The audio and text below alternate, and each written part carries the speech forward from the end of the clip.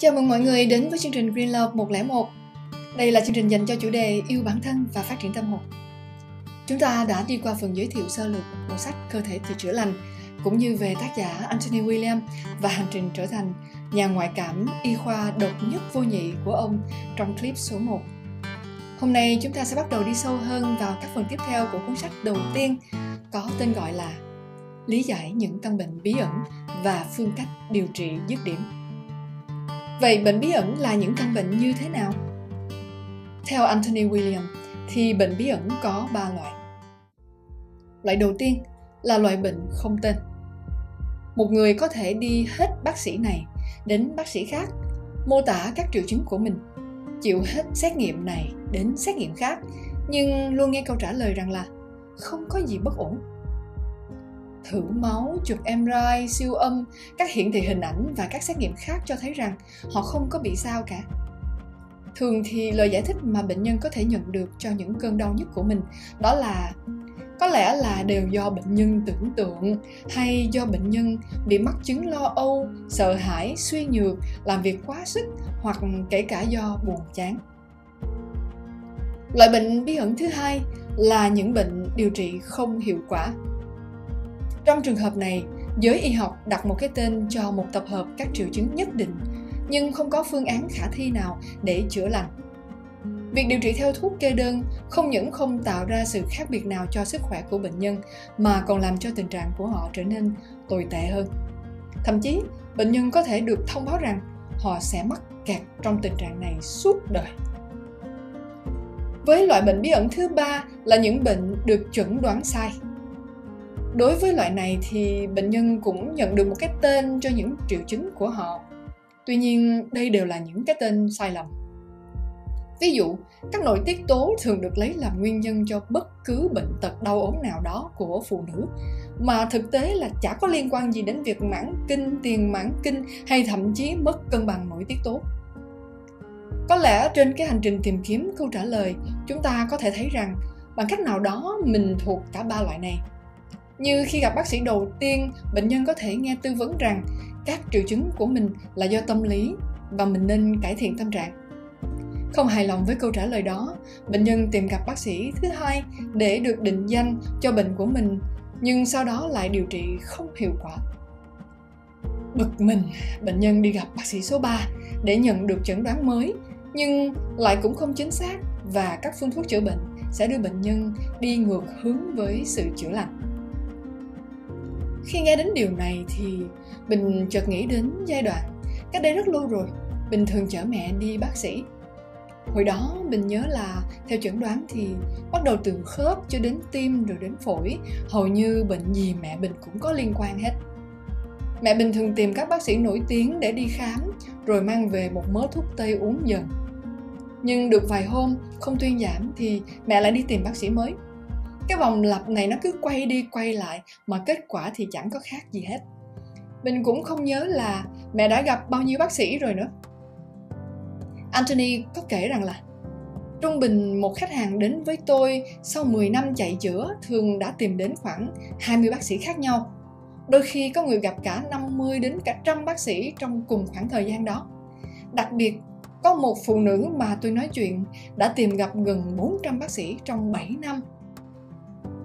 Nhiều bà mẹ đến gặp ông giải thích rằng 20 năm trước, họ gặp phải các triệu chứng bí ẩn và được chẩn đoán mắc chứng rối loạn tuyến giáp, đau nửa đầu, mất cân bằng nội tiết tố hoặc chứng đa xơ cứng. Bây giờ thì đến lượt con gái họ trải qua chính xác các tình trạng đó. Những bà mẹ này không hề nghĩ rằng là đến 2 thập kỷ sau, y học vẫn chưa có cách chữa trị cho tình trạng của họ, hay thậm chí vẫn không thể giải thích được đầy đủ. Họ không thể tưởng tượng được rằng đến thời con gái của họ vẫn phải chịu đựng những điều tưởng như đã rất cũ. Có lẽ mọi người đang thắc mắc là nguyên nhân gây ra các thể loại bệnh bí ẩn này là gì, đúng không? Sau đại dịch vừa qua thì có lẽ chúng ta đã quen với các khái niệm virus. Tuy nhiên cái con virus mà Anthony đề cập đến là một thể loại rất thông minh. Chính vì vậy mà y học ngày nay vẫn còn chưa thể xác định được nó chính là kẻ đứng đằng sau những căn bệnh bí ẩn thuộc các thể loại đã nêu trên. Virus Epstein-Barr, viết tắt là EBV, hoặc là đọc theo tiếng Anh là EBV, được phát hiện vào năm 1964 và thực sự gây ảnh hưởng từ đầu những năm 1900 và tạo ra một loại dịch bệnh bí mật. Trong khoảng 320 triệu người Mỹ thì có trên 225 triệu người có thể có một dạng EBV nào đó. Điều đó cho thấy nó rất dễ lây nhiễm. Nó có thể lây từ mẹ sang con, hay thông qua máu bị nhiễm bệnh, hay qua các dịch cơ thể. Y học hiện nay chỉ biết đến một phiên bản EBV, nhưng thật ra là cái thằng virus quái ác này nó có đến hơn 60 chủng và được chia thành 6 nhóm với mức độ nghiêm trọng tăng dần. Nó có thể là nguồn gốc của các căn bệnh như viêm gan C, thấp khớp, bệnh vẩy nến, khối u các loại hay vô sinh mà chúng ta thường gặp. 3 nhóm nghiêm trọng nhất là nhóm 4, 5 và 6. EBV nhóm 4 gây bệnh từ độ tuổi 30, tác động hung hăng lên dây thần kinh dẫn đến các triệu chứng như đau xơ cơ, hội chứng mệt mỏi mãn tính, sương mù não, rối loạn, lo lắng, ủ rũ. EBV nhóm 5 tác động người bệnh ngay từ tuổi 20. Nó có thể tạo ra các vấn đề như nhóm 4 và nó sống nhờ cảm xúc tiêu cực như lo lắng, sợ hãi. Tuy nhiên, tồi tệ nhất là EBV nhóm 6. Chúng có thể tấn công mạnh mẽ vào trẻ em. Nó gây bệnh như nhóm 5, nhưng còn có thể gây ra các triệu chứng nghiêm trọng đến mức bị chẩn đoán nhầm là bệnh bạch cầu, viêm màng não do virus, ban đỏ hệ thống. Thêm vào đó, chúng ức chế hệ miễn dịch, từ đó dẫn đến một loạt triệu chứng bao gồm phát ban, yếu tay chân và đau dây thần kinh nghiêm trọng. Thiệt tình là đọc tới đây là mình thấy tức cái lồng ngực, có muốn đập chết cái con virus này ghê luôn á. Hết Covid rồi tới EBV, các thể loại vi nào cũng muốn quýnh hết trơn á. Mà rồi túm lại là có chữa được lành các bệnh do cái con virus này gây ra không ta? Chắc mọi người đang hỏi vậy phải không? Câu trả lời đó là nếu bạn cẩn thận và kiên nhẫn làm theo các bước chi tiết trong cuốn sách này thì bạn có thể được chữa lành nha. Anthony nhấn mạnh rằng Thượng Đế đã ban cho tôi khả năng tiếp cận thông tin chữa bệnh rộng khắp và tiên tiến thông qua linh hồn tối cao. Vì thế, vô số người lớn và trẻ em đến với tôi đã tìm ra giải pháp cho những căn bệnh bí ẩn kinh niên, lấy lại khả năng kiểm soát sức khỏe của họ và hồi phục hoàn toàn. Trong các chương tiếp theo, bạn cũng sẽ tìm thấy những giải pháp. Theo như trong sách thì các giải pháp bao gồm một số loại trái cây, ví dụ như đu đủ, trái mơ, trái lựu, các loại rau, ví dụ như cần tây, cải bó xôi, rau ngò, rau mùi, cải xoăn, các loại thảo dược như là rễ cam thảo, táo xoắn và các thực phẩm bổ sung mà chúng ta có thể tìm mua không quá khó khăn. Đây cũng là lý do mà mình mong mọi người có sẵn sách ở trong nhà để tra cứu khi cần. Danh sách có khá nhiều loại khác nhau, được Anthony giải thích công dụng của từng loại, nên nếu mọi người cần thì hãy tìm đọc trong sách giúp mình nha. Bây giờ mình sẽ chia sẻ một cái ví dụ về ca bệnh bí ẩn mà Anthony đã chữa lành để mọi người hình dung về tác hại của cái con virus này rõ hơn nha. Có nhiều ca bệnh được kể trong sách nhưng mà mình chỉ chọn một ca tiêu biểu thôi và tóm tắt lại để mọi người dễ theo dõi ha. Ca bệnh của Michelle, hội chứng mệt mỏi mãn tính. Đây là một cái ca điển hình là người bệnh phải trải qua cả 3 thể loại bệnh bí ẩn mà chúng ta đã nghe lúc đầu. Michelle là một phụ nữ có công việc tốt và gia đình đầm ấm. Cô vừa sinh con đầu lòng và cô đã nghĩ là cô không thể hạnh phúc hơn như vậy được nữa. Nhưng mà bất thình lình, cô bị rơi vào một cái trạng thái mệt mỏi mà không tài nào thoát ra được. Cô thử uống các loại vitamin và tập thể dục, nhưng cái cơ thể của cô nó giống như bị sập nguồn vậy đó. Thế là Michelle bắt đầu cái hành trình của mình đi tìm đến các bác sĩ.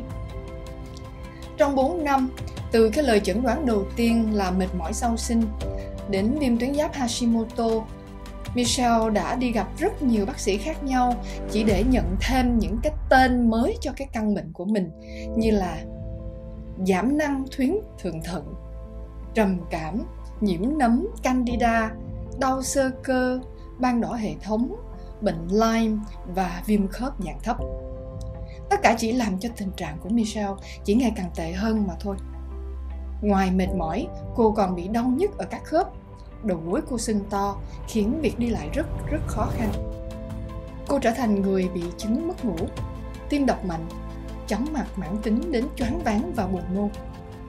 cô đã giảm từ 63 kg xuống còn 52 kg. Cô trở nên gầy gò yếu đuối và phần lớn thời gian của cô là dính với chiếc giường bệnh. Nhờ sự giới thiệu từ một nhà áp dụng liệu pháp thiên nhiên, chồng của Michelle đã gọi đến phòng khám của Anthony William với tâm trạng tuyệt vọng vì nghĩ rằng người vợ yêu quý của mình sắp chết. May mắn thay, trong cuộc gặp đầu tiên, chỉ sau 1 phút nói chuyện, Anthony đã biết được nguyên nhân. Đó chính là một dạng virus EBV rất là hung hãn. Chất độc thần kinh của virus đã làm viêm tất cả các khớp của Michelle.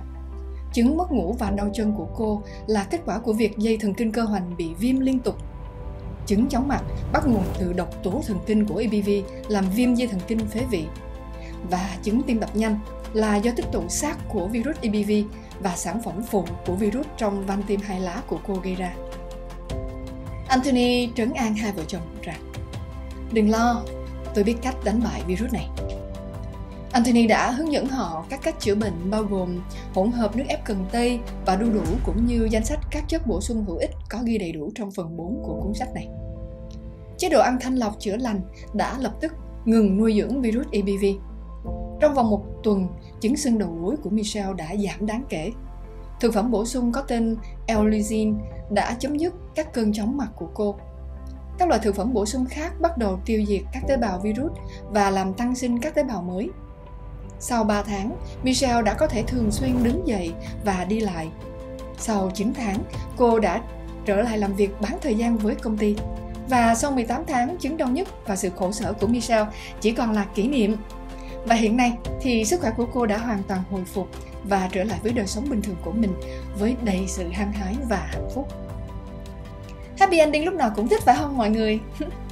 Hy vọng những ai đang cần có thể tiếp cận cuốn sách này để có được happy ending của riêng mình nha.